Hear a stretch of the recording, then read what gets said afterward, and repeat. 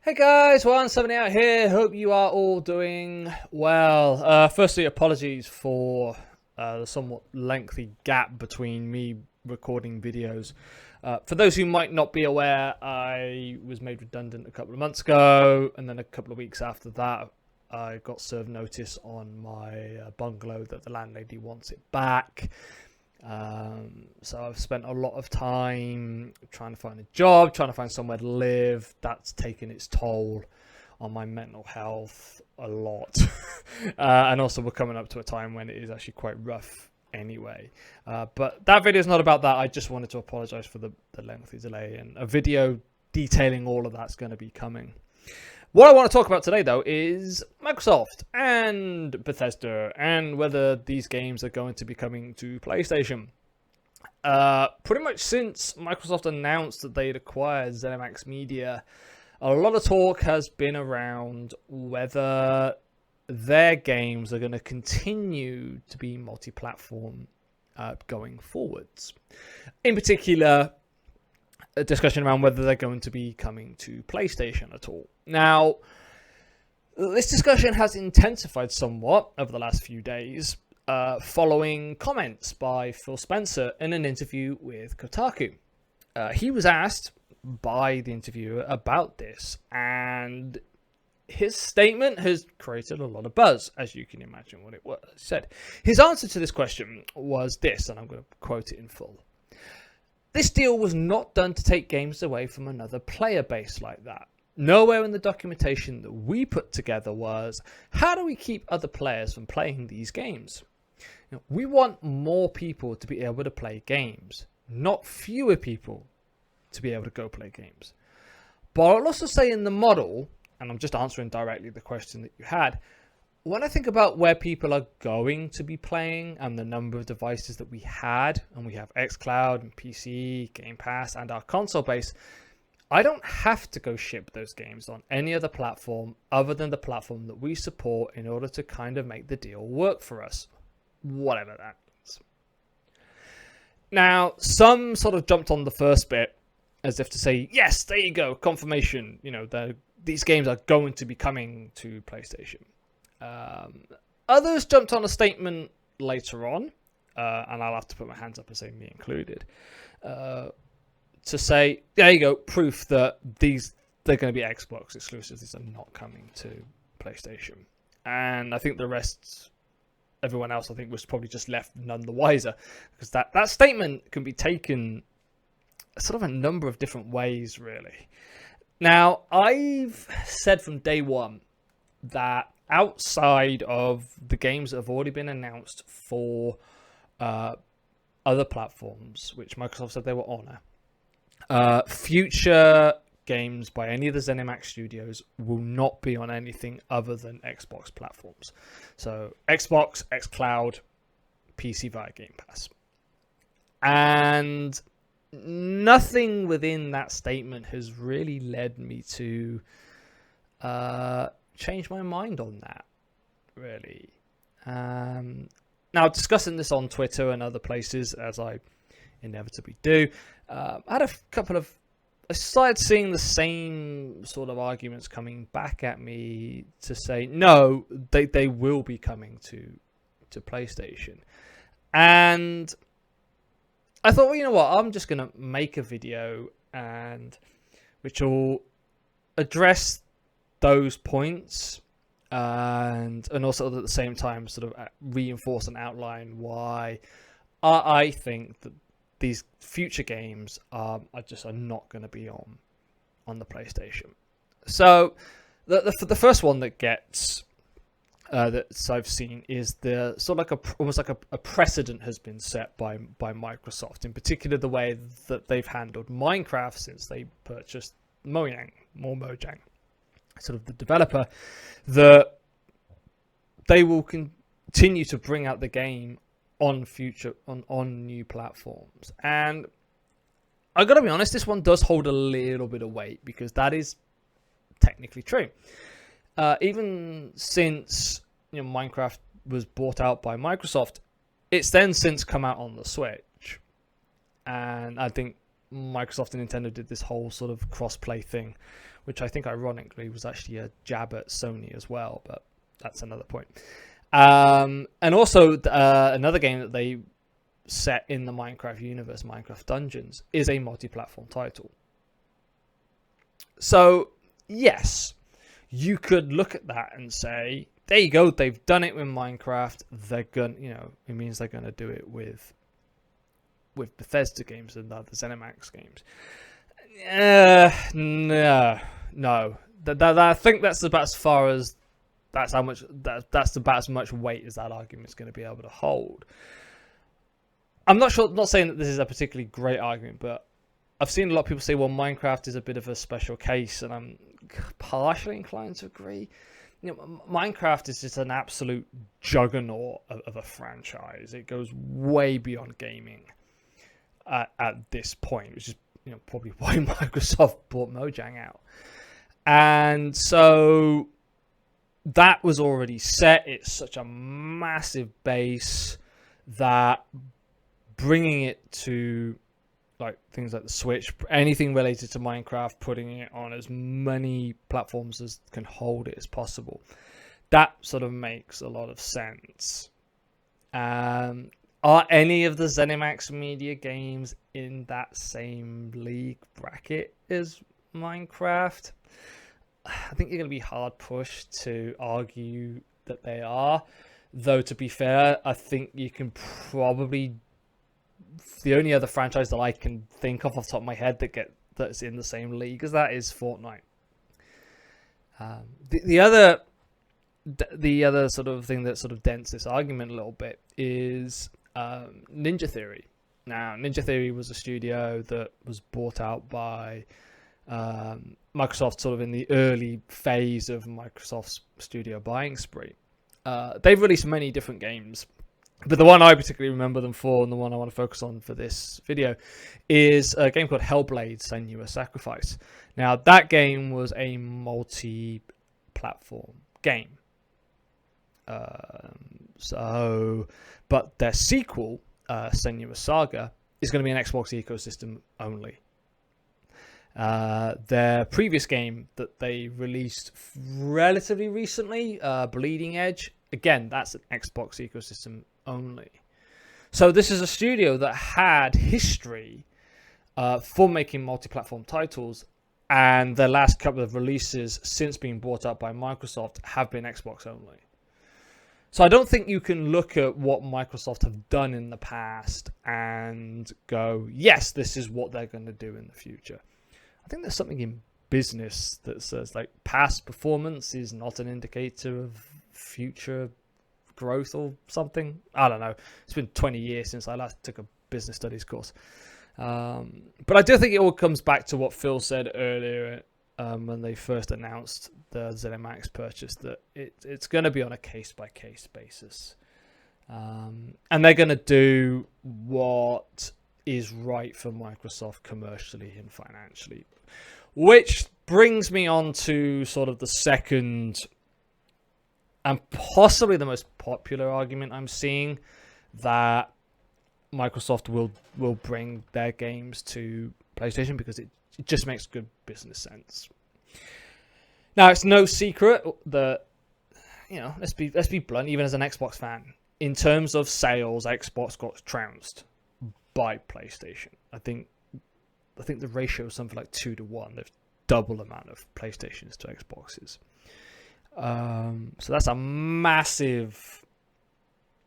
It is a massive pool of potential customers there for Microsoft, should they choose to. And even with the 30% cut that Sony will take for games that are sold on their store, Xbox would still make $42 per game, assuming $60 for a title. Times that by the number of users that are on the PlayStation platform. And as I say, you've got a massive pool of money that Microsoft could potentially use. And given the fact that they've spent $7.5 billion purchasing ZeniMax, they're going to, investors are going to want to see a return. Microsoft are going to need to recoup some, if not all of that outlay. That argument looks great on paper, it really does, I'll be honest. But when you start looking into details, it doesn't add up. And that's before you even get to the argument that Microsoft are a $1 trillion company, and $7.5 billion is probably the equivalent of the change they got stuck down the back of their sofa. So the big thing for me that stands out for this is, if it actually made that much business sense, Microsoft would have done it already.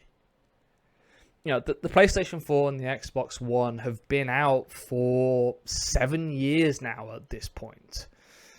If that's plenty of time for Microsoft to look at it and see benefits and go and done it, and they just haven't. In Halo, Forza, Gears, arguably three of Microsoft's biggest titles, biggest franchises, are not on the PlayStation. They don't see the business sense. They don't, and that's not because they're blind or ignorant. It's because they've looked at it and gone, no. And a lot of it inevitably is the question is why? Why doesn't it make? Why do Microsoft not think that it makes any business sense to them? Yes, they will want to recoup some of the 7.5 billion, if not all of it. But the whole reason why they bought ZeniMax in the first place was to bring people into the Xbox ecosystem. That is how they're bringing more people in. You bring more money in. That is how they are going, or they want to recoup the cost of this investment, which makes absolute sense. And you're not going to do that by putting your games on a competitor platform. Linked to that is, it would actually seemingly sort of go against a bit Microsoft's current sort of strategy with this generation. They don't seem particularly interested in selling consoles. Now, don't get me wrong, they want to sell a Series X. They want you to buy a Series X, preferably. If not an X, buy an S. But that doesn't seem to be their focus, because you buy that and it's a one-off, one-time injection of money from that particular person. If you sell them a subscription, you've got a recurring revenue coming through. And you've only got to look at the amount of money EA make with their microtransactions to see why a recurring revenue model / subscription model is very, very appealing. And it would be the same with if they put their games onto the PlayStation. So they would get $42 per sale, but again, per sale is one-time cash injection. If you can get that person onto a rolling subscription of Game Pass, now even at current Game Pass prices, it'll only take 4 months of subscribing, and Microsoft would get the same amount of money as what they would have got from PlayStation. And nothing's gone to PlayStation. And chances are that subscription is going to be more than just 4 months. That's going to be rolling. So you can see, when you compare, you look at what Microsoft's strategy is, and you look at what they would get from putting their games on PlayStation. Microsoft, I think, are playing the long game here. They're like, no, this is how we're going to grow it. This is how we're going to do it. Another thing that another reason why I don't think they'll do it, and it's something that Phil touched on in his statement, is the potential reach of xCloud. xCloud is the live streaming service, of which the aim is that you can play games on pretty much any device. I don't know how many people own a smartphone, like my sort of Samsung here, that can stream, got the internet, and play games on. But it will vastly outnumber the number of people that own a console.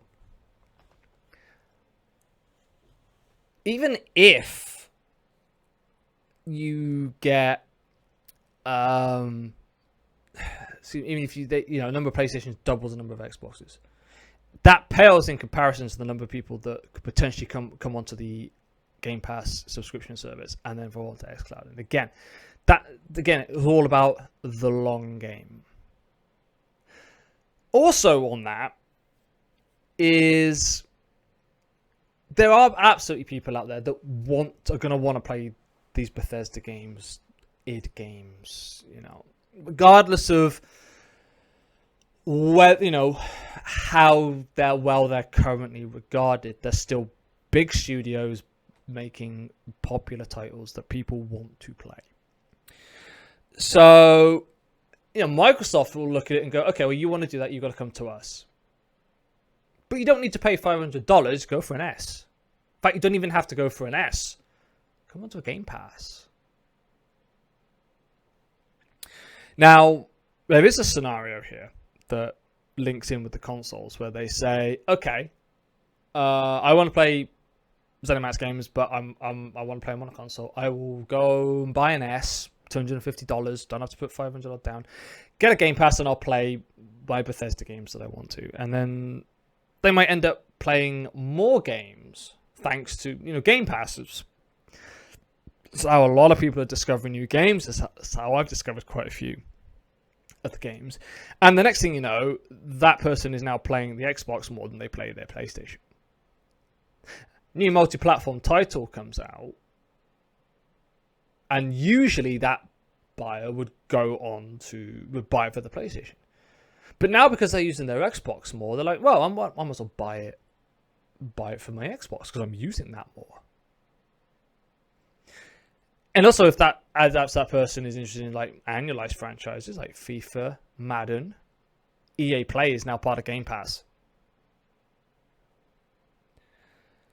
It just putting their games on PlayStation just doesn't fit in with what I see to be their overall strategy.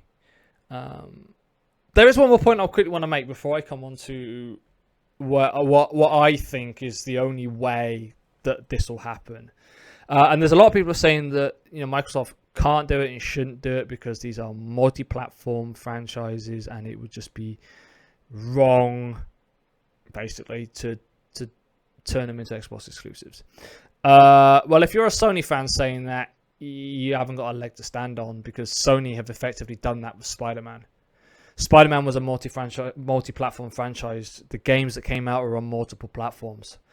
Any Marvel games that Spider-Man was a part of, he was available on all those platforms. That's now no longer the case because Sony have got it. But Sony only have the movie rights. From what I can tell, they've been leveraging the relationship with Marvel to set these exclusivity bounds. So the precedent on this has actually been set by Sony. Just putting that out there. Anyway, what is this one scenario that I see these ZeniMax Media games coming onto the PlayStation? And it actually comes down to, quite simply, a deal is going to have to be struck between Sony and Microsoft. I don't see Microsoft doing this willingly. I don't see Microsoft going to Sony saying, hey, we want to put our games on your store. You take your 30% cut. We'll take our 70% and reach that way. I do not ever see that happening. There's going to have to be a deal involved. Now, Sony and Microsoft have done deals in the past. Most recently, it was with their Azure cloud infrastructure. So they're not averse to doing business together. And that's what it'll be. It'll be a business deal. And I think that's going to involve much more than just money. Again, aforementioned Sony exclusive, possibly making its way over to Xbox in return for some of Microsoft's. That's pure speculation on my part, but I can see that any deal would have to involve that. I do think Sony, though, will wait to see the quality of the games that are going to come out of the ZeniMax studios. Because, I'll be fair, Fallout 76 was not a great game. Quite broken, quite buggy.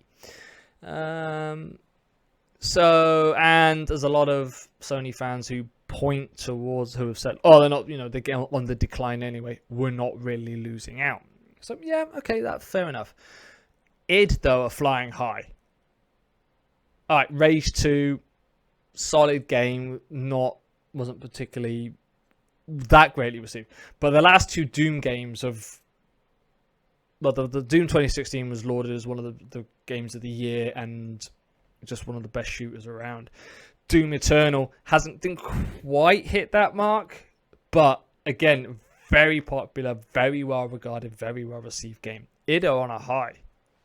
Add to that, there's a possibility, always actually, a possibility of a new Quake. You're telling me that Sony PlayStation owners are not going to be interested in a new Quake game?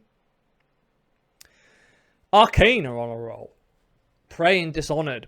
I'll be honest, 2 games I've not played myself, but I've heard a lot of good things about them, and a lot of people are very excited for follow-ups to these games.